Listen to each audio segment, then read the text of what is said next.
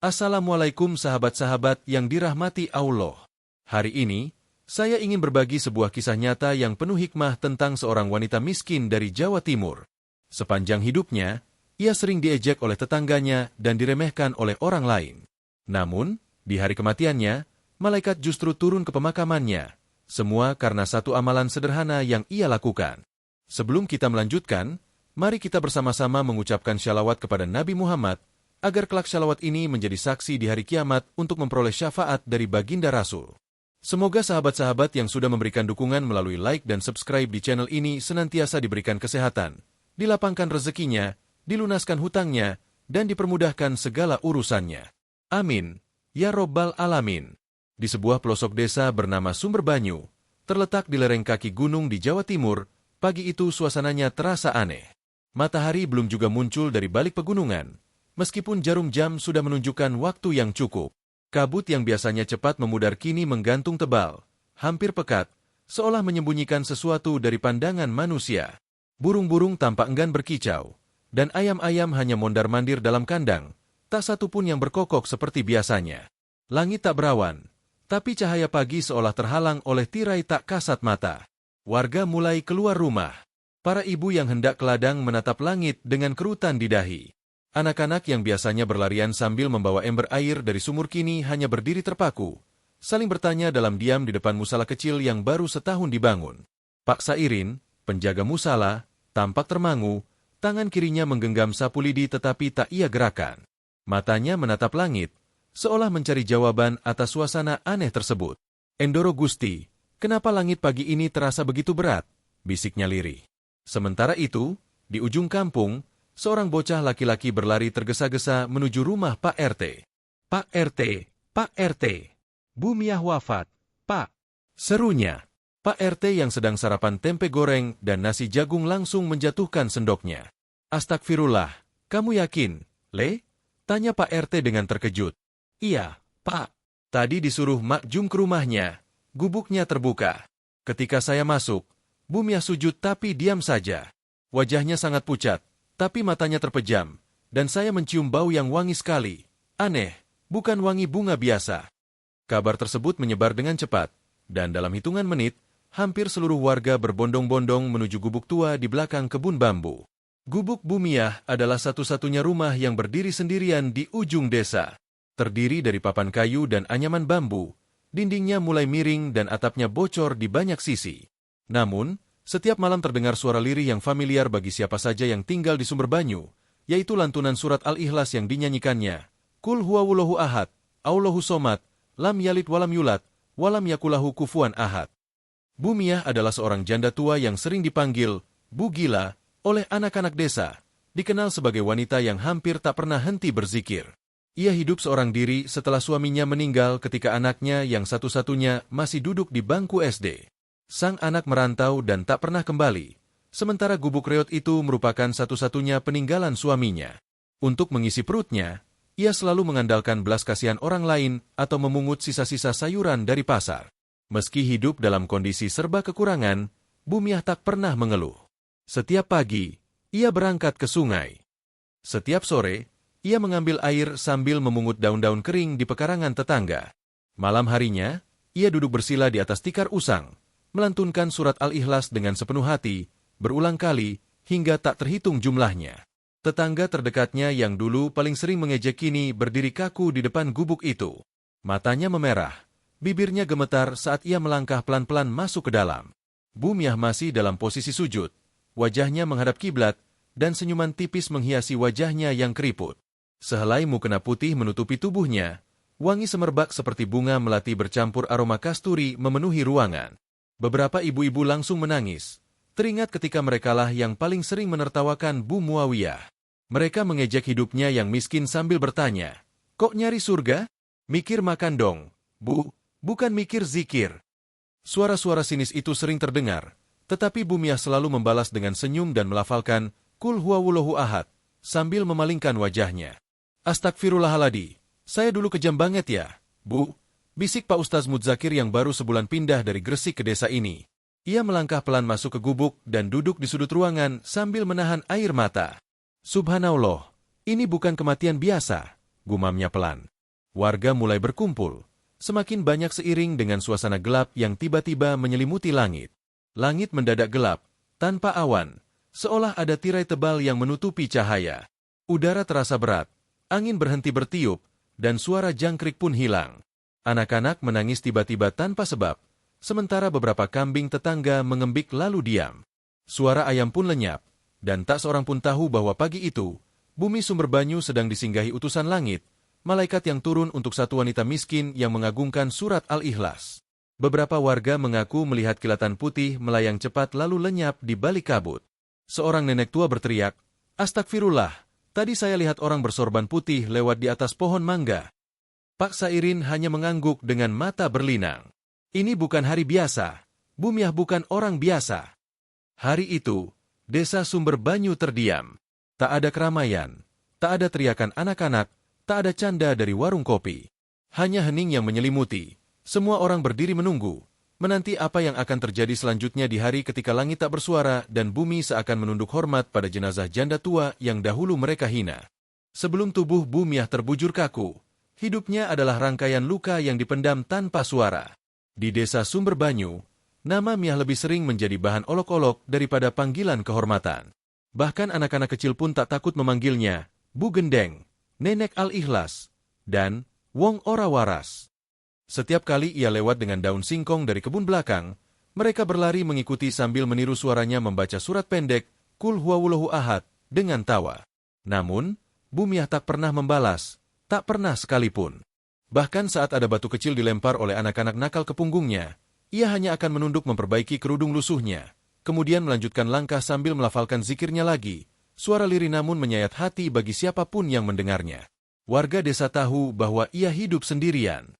Anaknya, Saifuddin, pergi merantau ke Surabaya, tetapi sejak tahun lalu, tak ada kabar darinya.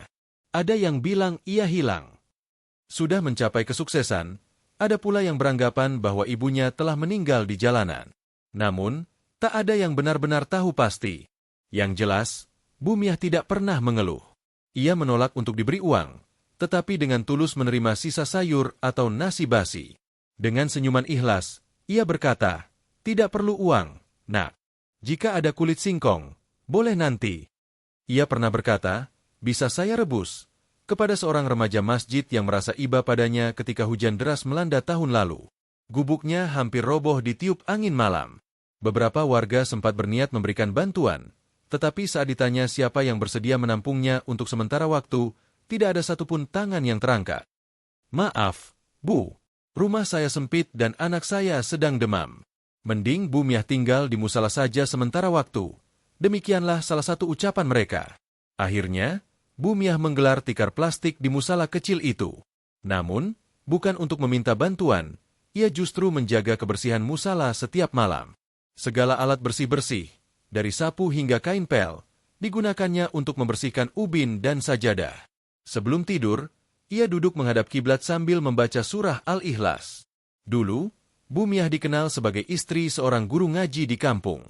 Suaminya, Pak Ukron, adalah sosok sederhana yang mencintai Al-Quran, tetapi ajal menjemputnya terlalu cepat.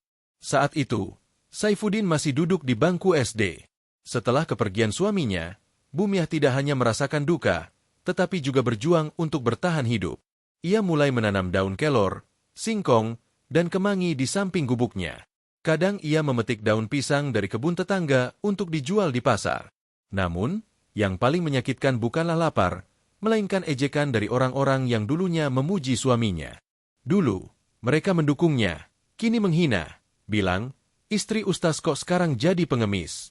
Semua itu ditelan diam-diam oleh Bu Muawiyah. Di balik semua luka tersebut, ia memiliki kekuatan yang luar biasa. Hatinya tak pernah lelah memuji Allah. Ia percaya bahwa surah Al-Ikhlas adalah pelindung dan pembuka jalan. Suatu sore, ia pernah bercerita kepada Makjum saat mereka berpapasan di pinggir kebun. "Saya ini tidak punya siapa-siapa. Namun, saya yakin selama saya punya Al-Ikhlas, saya tidak akan dibiarkan sendirian."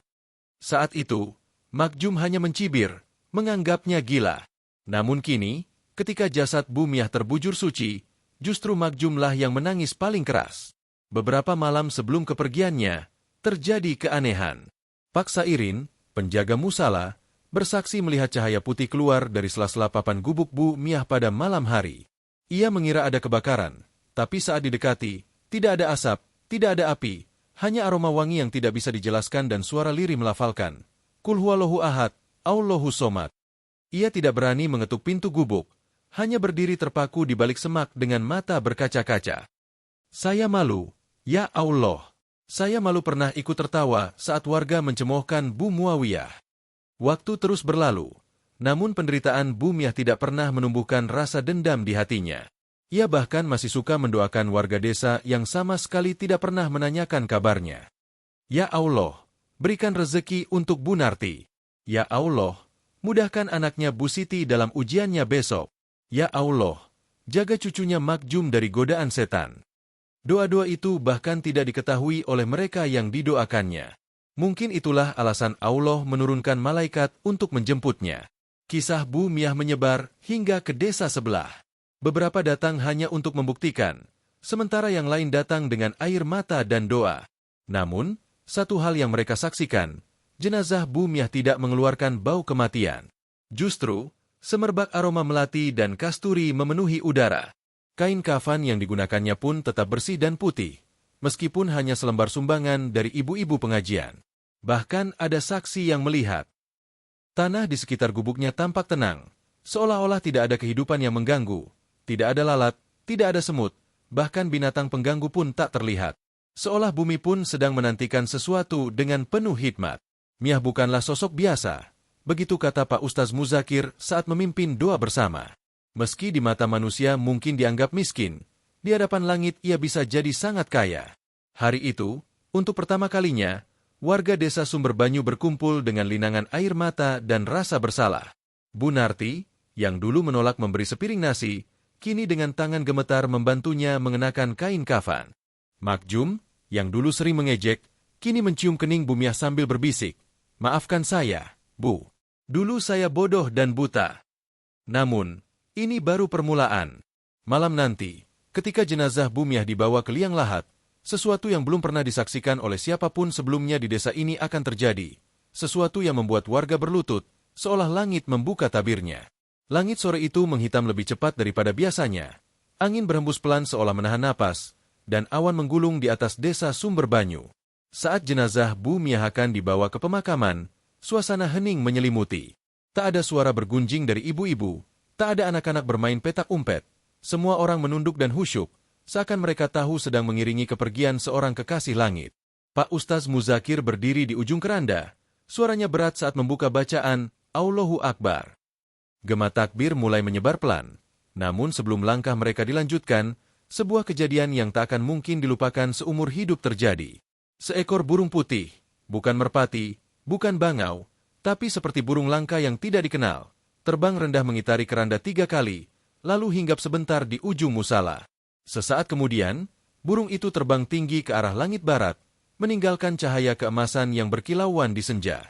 Orang-orang saling memandang, tetapi tak ada seorang pun yang berbicara. Mereka tahu ada sesuatu yang luar biasa sedang terjadi. Setelah liang lahat selesai digali, suasana semakin hening. Entah mengapa, langit terasa berat dan udara menjadi semakin padat. Beberapa warga bahkan mengaku merinding sambil melihat cahaya samar di atas gubuk Bu Muawiyah. Tepat ketika jenazah diletakkan di liang lahat, angin seakan berhenti sepenuhnya. Tidak ada satu daun pun yang bergoyang, tidak ada suara jangkrik, dan tidak ada kicauan burung. Semua hening. Lalu, kejadian luar biasa itu pun terjadi. Dari arah timur, sebarisan sosok putih perlahan muncul. Mereka bukan manusia, bukan pula bayangan. Mereka melayang tanpa menginjak tanah, bercahaya dengan wajah yang tak terlihat jelas, namun memancarkan kehangatan yang menusuk dada. Jumlah mereka tak terhitung, dan beberapa saksi berkata, mereka seolah pasukan cahaya yang datang menjemput. Malaikat, bisik Makjum lirih, matanya membelalak dan tubuhnya gemetar. Sebagian warga tak mampu berkata apa-apa, langsung sujud di tempat mereka. Mereka menyaksikan hal yang tak pernah terjadi di bumi desa Sumberbanyu, mungkin seumur hidup. Sosok-sosok itu berbaris di sisi liang lahat, seolah menjadi penjaga.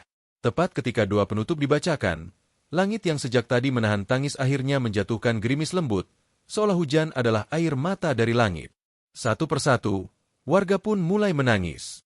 Setelah pemakaman selesai dan malam mulai turun, Makjum kembali ke gubuk Bu Miah sendirian. Ia membawa lilin kecil dan sebuah tikar, ingin mengenang dan menyampaikan permohonan maaf. Ia ingin mengetahui siapa sebenarnya wanita yang selama ini mereka ejek, namun ternyata dicintai oleh langit. Saat melangkah masuk ke dalam gubuk itu, ia hampir tak percaya melihat keadaan di dalamnya yang sepi. Bau apek tak ada, kelembapan pun sirna. Hanya terdapat harum samar yang menenangkan hati. Di sudut ruangan, tepat di bawah rak kayu yang mulai lapuk, Makjum melihat sesuatu yang membuatnya tertegun. Sebuah buku lusuh, bukanlah buku biasa. Sampulnya hitam, tepiannya sudah compang-camping, tetapi halaman-halamannya penuh dengan tulisan tangan Bu Muawiyah. Tulisan itu bukan sekadar curhatan, melainkan kumpulan doa, amalan, dan catatan pribadi mengenai perjuangannya bertahun-tahun lamanya. Makjum membuka satu halaman yang membuat tubuhnya bergetar. Hari ini aku hanya makan nasi basi dan sambal garam, tetapi hatiku kenyang karena malam tadi aku hatamkan Al-Ikhlas. Aku yakin Allah melihatku. Di halaman lain, tertulis kerinduan akan Saifuddin. Entah dia di mana, tetapi aku titipkan dia pada ayat-ayat Allah. Jika dia masih hidup, lindungilah dia. Jika dia telah tiada, terimalah dia dengan lapang. Dan pada satu halaman lagi, jika kelak aku mati, aku tak minta untuk dikubur dengan nisan mahal. Cukup kirimkan Al-Ikhlas, karena selama hidupku, hanya itu yang aku punya untuk bertahan. Makju tak kuasa menahan tangis. Ia peluk buku itu, seolah memeluk anak yang lama hilang. Ya Allah, kami semua telah buta, kami semua telah tuli, kami semua telah lupa bahwa Engkau menyayangi orang yang diam dalam kesakitan dan ikhlas dalam kesepian. Di hari berikutnya, buku itu dibawa ke musala. Pak Ustaz Muzakir membacakannya di depan warga, dan tangis mengalir. Mereka semua paham, rahasia keajaiban bukan terletak pada tinggi rendahnya ilmu, harta, atau keturunan, tetapi karena ketekunan dalam cinta kepada Allah yang dibaca dengan sepenuh hati setiap malam lewat satu surat sederhana, Qul huwa Allahu ahad. Tanpa disadari, berkat doa-doa Bu Muawiyah, musibah besar tak pernah menyentuh desa mereka. Namun kini, setelah kepergiannya, akankah keadaan tetap sama? Itulah yang akan dijawab oleh kedatangan seorang tamu tak dikenal, yang tiba-tiba muncul di pemakaman keesokan harinya.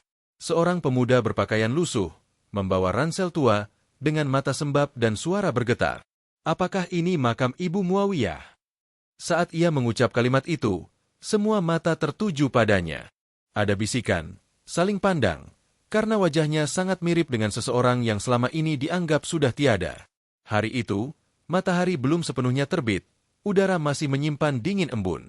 Namun musala desa Sumber Banyu sudah penuh sesak oleh warga. Semua ingin menyaksikan sendiri sosok yang semalam mengguncang kampung. Pemuda itu, dengan wajah tirus dan rambut tipis yang tak terawat, berdiri gemetar tepat di depan makam Bu Muawiyah. Namaku Saifuddin, aku anak kandung beliau. Dada semua orang seolah diremas seketika. Makju, yang selama ini keras mencibir, kini terdiam. Pak Parto, yang pernah berkata, Bu Miah malu punya anak yang kabur, kini menundukkan kepala. Bahkan Pak Ustaz Muzakir pun tak sanggup menahan air matanya. Tapi kau sudah lama dikira mati.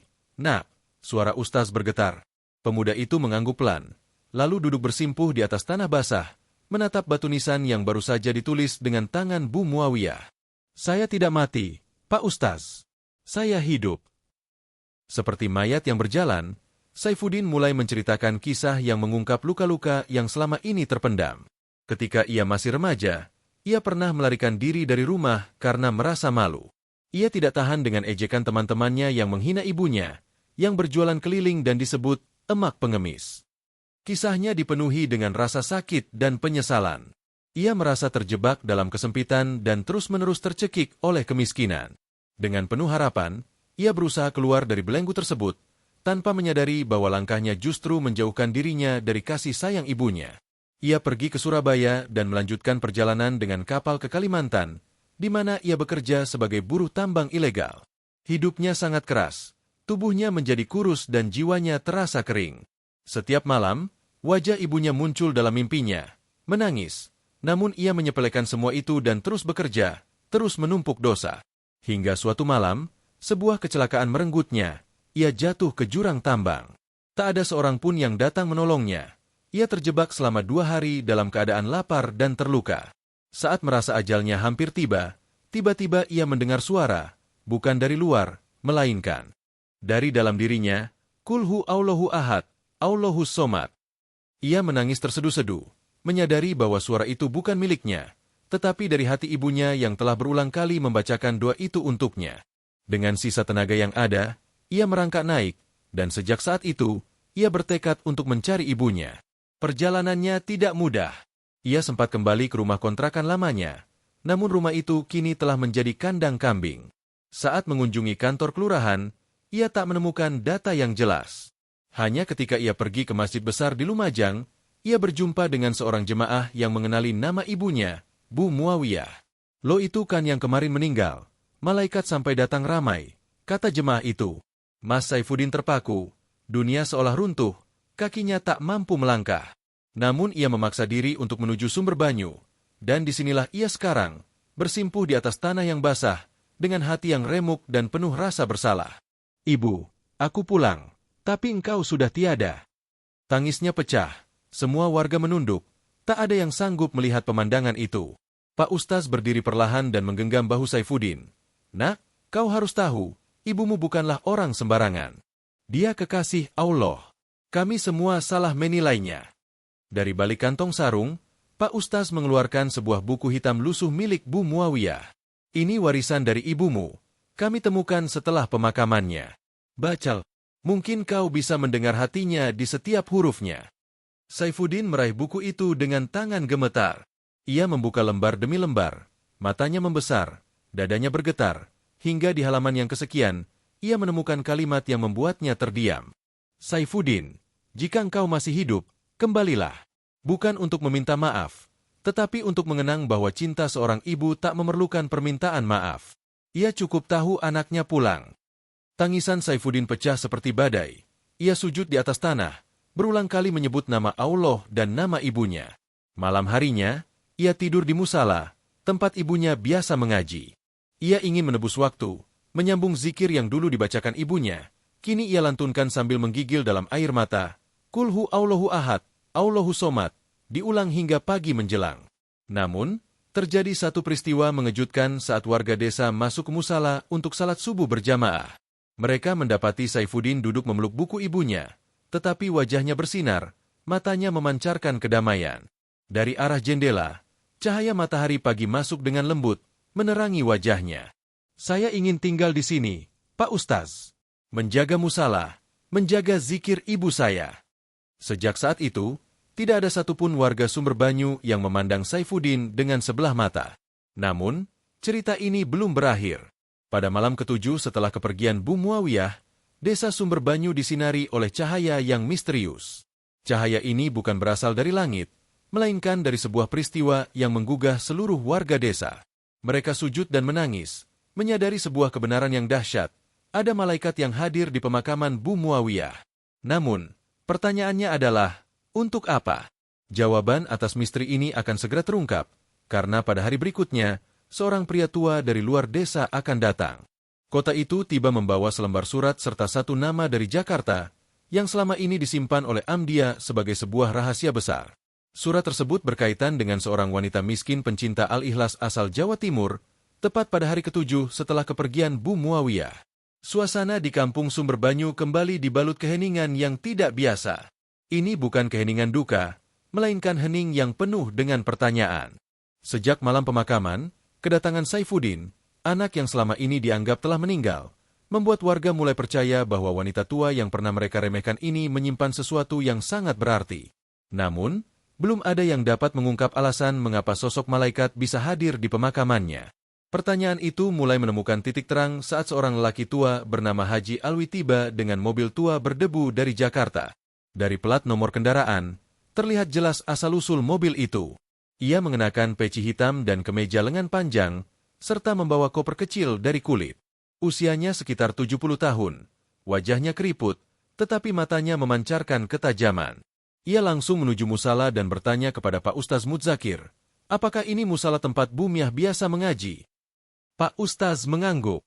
Dengan rasa ingin tahu, lelaki tua tersebut membuka kopernya perlahan, mengeluarkan sebuah surat bersampul coklat. Di amplop tersebut, tertulis dengan rapi alamat untuk Desa Sumberbanyu, Jawa Timur. Setelah wafatnya Bumiah binti Ma'ruf, semua orang yang hadir di musala saat itu terdiam, tak ada yang berani bersuara. Haji Alwi kemudian membongkar surat itu dengan hati-hati. Di dalamnya ada selembar kertas dan foto tua hitam putih yang menggambarkan seorang wanita muda berkerudung putih, berdiri di depan musala lama. Saya Haji Alwi. Saya mengenal almarhumah sejak saya bekerja sebagai sopir ambulans relawan bencana di Lumajang, katanya, sambil menatap Saifuddin yang duduk di pojok musala dengan wajah cemas dan penuh rasa ingin tahu. Saat itu, terjadi banjir bandang yang besar dan banyak jenazah tidak dapat dimakamkan. Saya adalah satu-satunya sopir yang bertahan, dan ada satu perempuan yang selalu membantu kami setiap hari tanpa lelah dan tanpa pamrih. Dia adalah Bu Muawiyah. Semua yang mendengar terdiam. Saat relawan lain pulang, beliau tetap tinggal, membacakan Al-Ikhlas satu demi satu untuk setiap jenazah yang tak dikenal, hingga ratusan kali, bahkan sampai pingsan karena kelaparan. Air mata mengalir di pipi Saifuddin mendengar kisah tersebut. Haji Alwi melanjutkan, suatu ketika, saya bertanya kepada beliau mengapa melakukan semua itu. Jawabannya masih saya ingat dengan jelas. Ia menarik napas panjang dan berkata, karena kelak ketika aku mati, aku ingin ditemani oleh setiap huruf yang aku baca dan setiap ruh yang pernah kudoakan. Musala seketika dipenuhi isak tangis. Pak Ustaz membuka surat yang dibawa Haji Alwi. Isinya adalah tulisan tangan Bumiah sendiri, tertanggal tahun lalu dengan tinta yang mulai pudar namun masih terbaca. Jika aku mati dan surat ini tiba, sampaikan kepada anakku, Saifuddin. Jika dia masih hidup, nak, jangan tangisi aku, tetapi bacakan Al-Ikhlas. Sebab, aku telah mengundang semua temanku untuk hadir di pemakamanku nanti. Siapa mereka? Mereka adalah yang dulu tidak dikenal, jenazah yang tak bernama, ruh yang kesepian.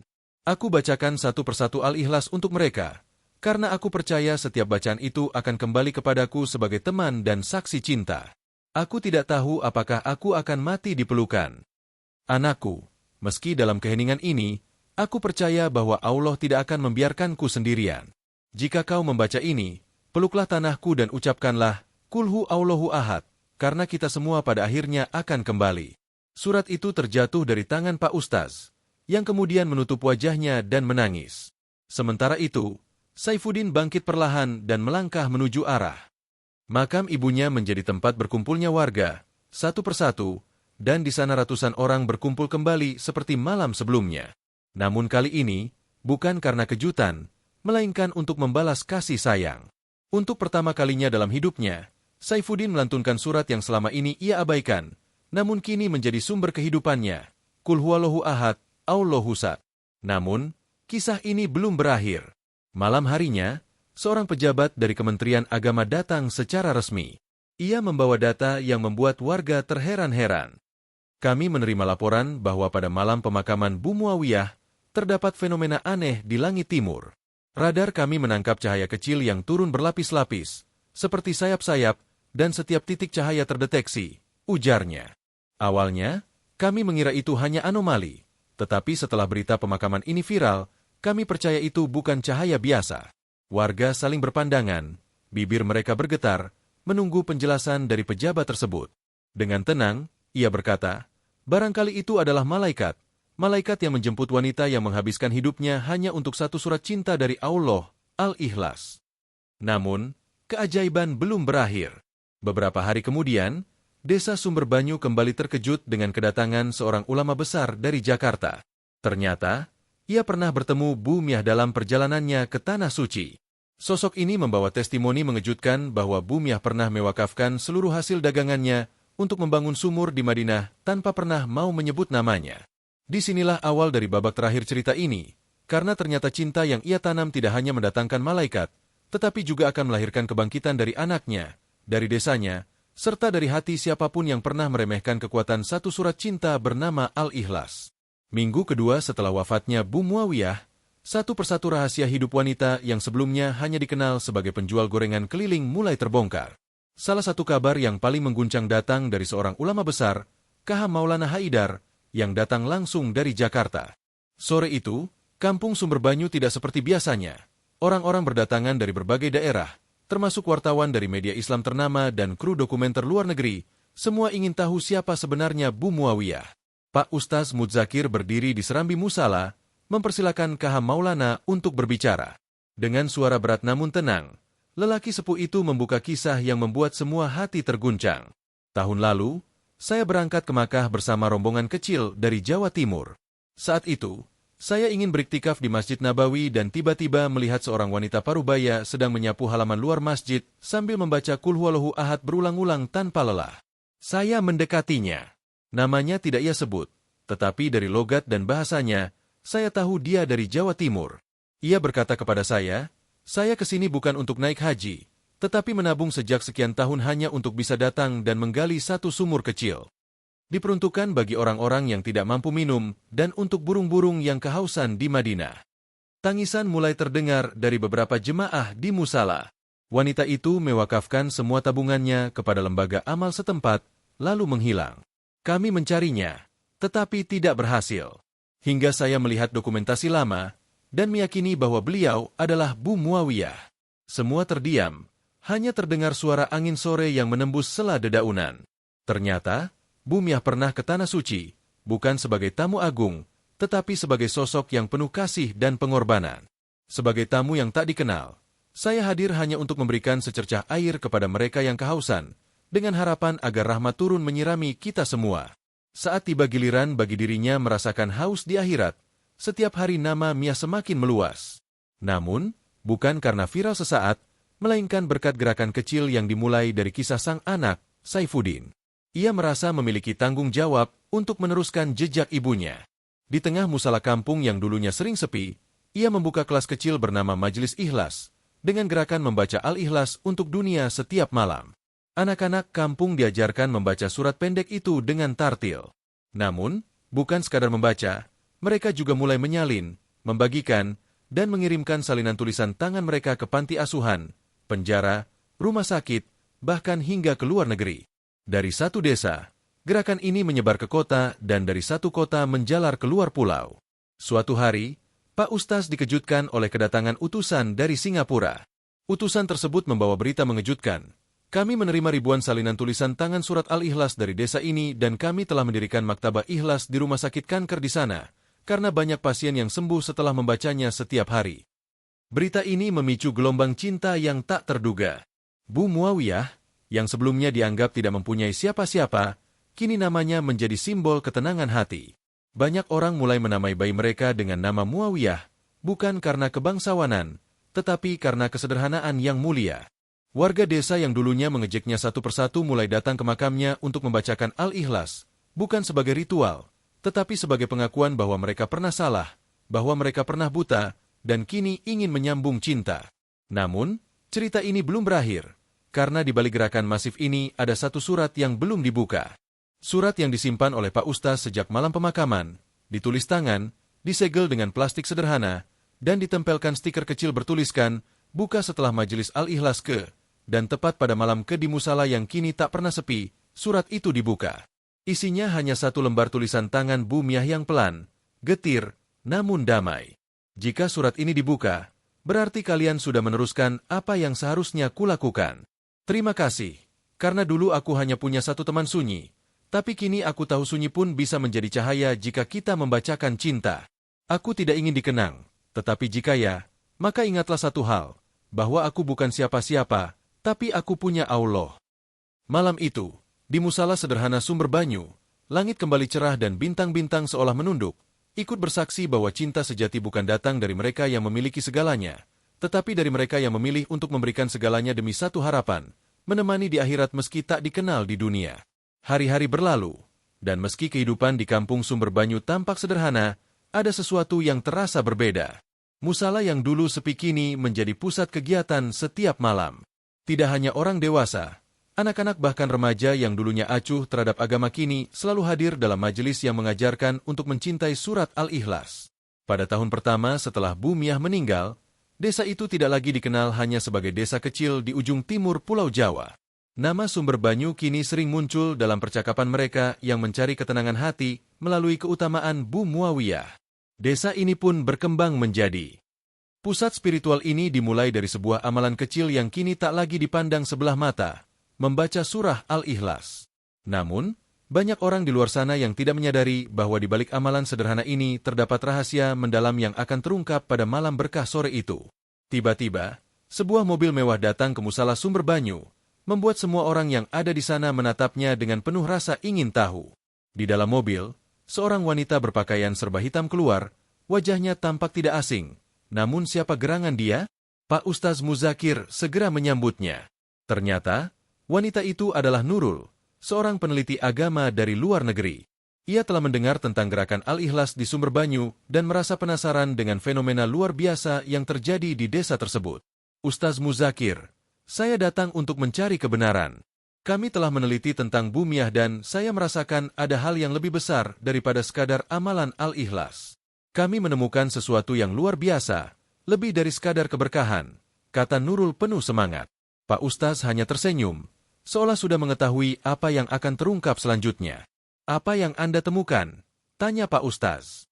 Nurul kemudian membuka berkas tebal yang berisi dokumen-dokumen penting. Ada salinan kitab kuno dan catatan sejarah yang ia kumpulkan dari berbagai sumber. Ia berhenti pada sebuah lembaran yang menarik perhatian Pak Ustaz. Ini adalah kitab kuno yang saya temukan di perpustakaan universitas kami. Dalam kitab ini, disebutkan bahwa Bumiah memiliki sanad yang sangat kuat, yang sering terabaikan oleh banyak orang. Pak Ustaz terkejut. Ia mengenali kitab itu sebagai karya yang mengulas tentang para wali yang tersembunyi, sosok-sosok yang tak dikenal tetapi memiliki pengaruh besar dalam sejarah. Meskipun nama mereka tidak tercatat dalam buku sejarah, sanad yang mereka miliki sangat kuat. Setiap amalan dan bacaan Bumiah mengalir ke ratusan ribu, bahkan jutaan orang, meski ia tak pernah bertemu dengan mereka. Saya yakin, beliau adalah bagian dari wali yang tersembunyi, lanjut Nurul. Pernyataan itu membuat suasana di musala menjadi hening. Semua yang hadir mulai merenung, mencoba memahami makna sebenarnya. Akhirnya, Pak Ustaz berbicara dengan suara lembut namun penuh keyakinan. Mereka yang dipilih Allah untuk memberikan cahaya tidak selalu dikenal oleh dunia. Mereka mungkin terlupakan oleh sejarah, tetapi bagi mereka yang mencintai Al-Ikhlas, kedudukan mereka di sisi Allah sangat tinggi. Bumiah adalah salah satunya. Di tengah keheningan itu, Nurul melanjutkan, berdasarkan penelitian kami, saya menemukan hal yang sangat mengagumkan. Sepanjang hidupnya, Bumiah selalu memberikan wakaf kepada orang-orang yang membutuhkan, tidak hanya dalam bentuk uang tetapi juga ilmu. Yang paling mengesankan, beliau pernah mengirimkan doa dan Al-Ikhlas untuk seorang anak yatim di luar negeri yang tidak pernah ia temui. Anak itu kini menjadi seorang ulama besar. Matanya berkaca-kaca saat ia berkata, kita semua perlu menyadari bahwa kebaikan Bumiah tidak hanya terbatas pada satu desa. Kebaikannya menjangkau jauh lebih luas. Tiba-tiba, suasana di luar musala mulai berubah. Angin malam berhembus lembut, tetapi ada nuansa berbeda yang terasa, seolah ada sesuatu yang akrab hadir di sana. Pak Ustaz berdiri dan menatap langit. Bukan hanya Bumiah yang diberkahi oleh Allah, kita semua yang mencintai Al-Ikhlas akan mendapatkan rahmatnya. Saatnya bagi kita untuk membagikan cahaya ini lebih luas lagi. Malam itu, di Sumber Banyu, mereka memulai gerakan baru. Kehadiran orang-orang tak hanya terbatas pada desa tersebut. Banyak yang datang dari kota-kota lain, bahkan dari luar negeri, untuk belajar tentang gerakan Al-Ikhlas yang kini tengah menjadi fenomena. Keesokan harinya, Pak Ustaz Muzakir menerima telepon dari salah satu pihak internasional. Sebuah lembaga amal besar dari luar negeri berkeinginan untuk bekerja sama mendirikan sekolah bagi anak-anak yatim. Dua sekolah tersebut nantinya akan dikelola di bawah nama Bu Muawiyah dengan tujuan mengajarkan Al-Ikhlas. Tidak hanya sebagai bacaan, tetapi sebagai amalan yang dapat memberikan keberkahan bagi siapa saja yang mengamalkannya. Di malam hari, di atas bukit kecil yang sering dijadikan tempat beristirahat oleh Bu Muawiyah, sebuah pelita kecil menyala. Pelita itu terus bersinar tanpa pernah padam, meskipun angin kencang menerpanya. Begitu pula cahaya kebaikan Bumiah akan senantiasa menerangi dunia ini, walaupun ia telah tiada. Cahaya yang ditinggalkannya akan tetap hidup, selama ada yang terus membaca, mencintai, dan mengamalkan surah Al-Ikhlas. Musala di Sumber Banyu kini dipenuhi dengan semangat hidup. Setiap malam, suara zikir dan bacaan Al-Quran bergema di seluruh penjuru desa, menciptakan suasana tenang yang syarat kedamaian. Banyak orang datang dari berbagai arah untuk belajar tentang surah Al-Ikhlas dan menghidupi keberkahan yang ditinggalkan oleh Bu Muawiyah. Kebaikan yang dilakukannya tidak hanya menyentuh desa Sumber Banyu, tetapi juga meluas hingga ke luar negeri. Namun, Pada suatu malam, sebuah peristiwa tak terduga terjadi. Di tengah kesunyian malam, Pak Ustaz Mudzakir duduk di dalam musala dengan hati penuh bahagia, melihat begitu banyak orang yang datang mencari ilmu. Meski demikian, sebuah perasaan gelisah mulai mengusik pikirannya, seolah ada sesuatu yang besar sedang menanti. Tiba-tiba, pintu musala terbuka, dan seorang pria asing masuk.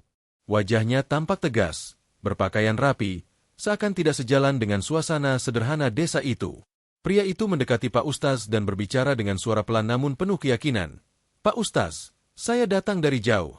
Saya ingin tahu lebih banyak tentang Bumiah dan surah Al-Ikhlas. Saya sedang mencari sesuatu yang besar, dan saya rasa hanya di sini saya bisa menemukannya." Pak Ustaz Mudzakir menatap pria tersebut dengan penuh perhatian, merasakan bahwa ia bukanlah orang sembarangan. Ada sesuatu yang luar biasa sedang terjadi. "Silakan duduk, Tuan. Apa yang ingin Anda ketahui tentang Bu Muawiyah?" Pria itu duduk serius dan membuka sebuah buku tua yang dibawanya. Buku itu tampak sudah lama, dengan halaman-halaman yang penuh dengan catatan. Ia membalik beberapa halaman kemudian menunjuk sebuah tulisan yang tertera dengan tinta merah. "Saya telah mengikuti jejak Bumiah dan menemukan sesuatu yang sangat mengejutkan, berkaitan dengan kesucian jiwa dan rahmat yang sangat besar. Bumiah tidak hanya mengamalkan surah Al-Ikhlas secara pribadi, tetapi dia memiliki sanad yang sangat kuat yang terhubung langsung dengan para wali yang tersembunyi." Pak Ustaz terdiam, merasakan bahwa sesuatu yang luar biasa sedang terjadi, seolah ada rahasia besar yang ingin diungkapkan. Namun, ia merasa belum siap untuk membahasnya lebih jauh. "Apa maksud Anda dengan sanad itu?" tanya Pak Ustaz. Suaranya lembut namun penuh rasa ingin tahu. Pria itu menarik napas dalam-dalam sebelum melanjutkan. "Sanad ini sangat kuat, Pak Ustaz. Sanad ini mengaitkan Bumiah dengan para wali yang telah lama tiada, mereka yang memiliki pengaruh besar dalam sejarah, namun namanya tak pernah tercatat dalam dunia ini. Sanad ini hanya bisa ditemukan oleh orang-orang terpilih." Pak Ustaz menggigit bibirnya, mulai menyadari makna di balik semua ini. Pria itu menyampaikan sesuatu yang lebih mendalam dari sekadar sebuah amalan biasa. Ia berbicara tentang jejak para wali yang meninggalkan keberkahan luar biasa di dunia ini. Namun, yang paling mengejutkan Pak Ustaz adalah ketika pria itu melanjutkan, "Saya datang ke sini bukan hanya untuk membahas Bu Muawiyah, tetapi untuk memperingatkan Anda tentang ancaman besar yang akan datang. Jika kita tidak melanjutkan perjuangan Bu Muawiyah, maka cahaya yang ia bawa akan padam. Ada kekuatan yang ingin menghancurkan kebaikan ini." Kata-kata pria itu seperti kilat yang menyambar, membuat Pak Ustaz merasa kaku, sementara jantungnya berdegup kencang. Apakah ini tanda bahwa perjuangan yang dimulai di Sumber Banyu akan menghadapi ujian berat? Pria itu menatap Pak Ustaz dengan tajam, seolah memastikan pesan yang ia bawa benar-benar dipahami. "Jika kalian ingin menjaga keberkahan ini, kalian harus terus melestarikan amalan surah Al-Ikhlas dan menjaganya dengan hati yang tulus. Ini adalah kunci untuk melawan segala ancaman yang akan datang," katanya. Suasana di musala semakin tegang. Pak Ustaz menatap pria itu dalam-dalam, merasakan beban besar di pundaknya.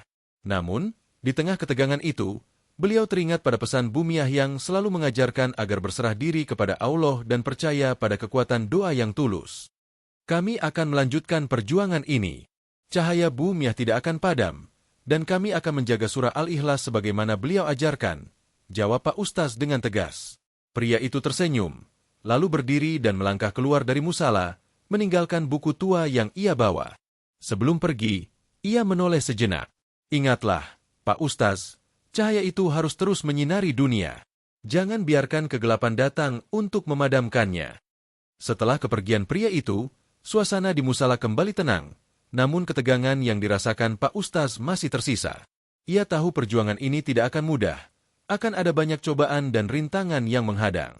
Namun, satu hal yang jelas, mereka tidak akan pernah berhenti. Di luar, angin malam berhembus lebih kencang, seolah membawa pesan dari alam semesta bahwa perjuangan ini lebih besar dari yang mereka bayangkan. Cahaya Bumiah tidak akan pernah padam, dan mereka yang mencintai surah Al-Ikhlas akan selalu dilindungi oleh Allah. Sudah berminggu-minggu musala di Sumber Banyu semakin ramai setiap malam. Semakin banyak orang datang untuk mengamalkan surah Al-Ikhlas dan melanjutkan perjuangan Bu Muawiyah. Namun, ancaman yang disebutkan oleh pria asing itu ternyata bukanlah isapan jempol belaka. Sesuatu yang gelap dan mengerikan mulai mengintai mereka. Pada suatu malam, saat Pak Ustaz Mudzakir memimpin doa malam, terdengar suara keras dari luar musala. Pintu besar musala yang berat terbuka dengan tiba-tiba, dan sekelompok orang berpakaian hitam memasuki ruangan dengan langkah penuh ancaman. Mereka tidak membawa senjata, tetapi mata mereka memancarkan kebencian yang dalam. Pak Ustaz berdiri tegak. Wajahnya tidak menunjukkan rasa takut meskipun jantungnya berdebar kencang. Orang-orang itu berhenti di tengah ruangan, dan seorang lelaki tinggi besar melangkah maju. Kalian semua telah memilih jalan yang salah, jalan yang membawa kalian dalam kegelapan. Jika kalian tidak berhenti sekarang juga, kami akan mengakhiri semua ini. Suasana di musala semakin tegang. Di dalam musala, suasana semakin tegang. Orang-orang yang hadir mulai merasakan ancaman yang semakin nyata. Namun, Pak Ustaz mengangkat tangannya memberikan isyarat agar semua orang tetap tenang. Kami tidak takut, kata beliau. Kami memilih jalan ini karena kami percaya pada kekuatan Al-Ikhlas. Tidak ada kekuatan di dunia ini yang dapat menghentikan kami. Seseorang di antara mereka tertawa sinis. Kalian memang tidak tahu apa-apa. Ini bukan hanya soal kekuatan, tetapi juga soal takdir yang sudah ditentukan. Tepat pada saat itu, cahaya terang tiba-tiba muncul dari dalam musala, menerangi seluruh ruangan dengan keindahan yang tak terlukiskan. Cahaya itu begitu kuat sehingga membuat orang-orang yang mengancam terkejut dan mundur beberapa langkah. Tak ada yang dapat menjelaskan dari mana cahaya itu berasal, namun semua yang hadir merasakannya sebagai energi suci yang mengalir dari amalan yang mereka lakukan setiap malam. Pak Ustaz tersenyum, hatinya dipenuhi keyakinan. Inilah kekuatan yang tidak bisa kalian hancurkan. Surah Al-Ikhlas adalah kunci untuk membuka pintu keberkahan dan perlindungan dari Allah. Saat cahaya semakin membesar, para penyerang tampak goyah. Satu persatu mereka mundur dan akhirnya melarikan diri seperti ada sesuatu yang menahan langkah mereka. Pak Ustaz berdiri tegak, sementara di belakangnya, seluruh pengikut Bumiah mulai berdiri dengan penuh keyakinan. Mereka tidak lagi merasa takut, karena mereka tahu bahwa mereka berada di jalan yang benar. Cahaya itu perlahan-lahan meredup, tetapi tidak pernah benar-benar padam. Ia tetap menyinari hati mereka yang setia pada amalan surah Al-Ikhlas. Mereka tahu bahwa perjuangan ini akan berlanjut, karena cahaya itu adalah milik mereka, dan tidak ada yang bisa merampasnya. Di malam yang sunyi itu, suasana sumber banyu kembali tenang. Dalam keheningan tersebut, sebuah pesan mendalam terdengar di hati mereka. Kekuatan doa dan amalan kepada Allah tidak akan pernah sia-sia. Segala sesuatu yang dilakukan dengan tulus akan diterimanya. Seiring berjalannya waktu, desa Sumber Banyu menjadi saksi bisu dari sebuah perubahan luar biasa, tidak hanya bagi Bumiah yang telah tiada, tetapi juga bagi setiap orang yang mengikuti jejaknya.